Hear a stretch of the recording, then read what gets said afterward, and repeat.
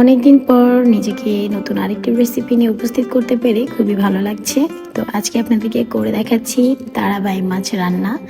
By মাছ কয়েক প্রকারের হয়, তো আজকে আমি রান্না করব তারা বাই মাছ। এটা আমাদের দেশীয় মাছ, বাংলাদেশের খুবই জনপ্রিয় একটি মাছ। যারা আর কি খাঁটি বাঙালি তারা এই মাছটাকে খুব বেশি ভালোবাসে, যেমন আমার বাচ্চা এবং বাচ্চার বাবা খুবই বেশি পছন্দ করে। এই বাই মাছের একটা বিশেষত্ব আছে, সেটা হলো এই মাছটা খুব ঝাল করে রান্না করতে হয়। আর মোটেও এই মাছের ঝোল হতে পারবে না পাতলা, কারণ এই মাছের একটা এক্সট্রা ফ্লেভার আছে। আর অবশ্যই এই মাছটা যখন কেটে ধুয়ে নেবেন তখন অবশ্যই একটু গরম পানিতে ধোয়ার ট্রাই করবেন। আর এই মাছের শরীরে প্রচুর পরিমাণ আঁশ থাকে, ছোট ছোট গুটি গুটি। তো সর্বশেষে আমি পানি দিয়ে মাছটার একটা ঝোল নিয়ে আসবো। ঝোলটা হবে হালকা আঠা আঠা গ্রেভি টাইপের একটা ঝোল।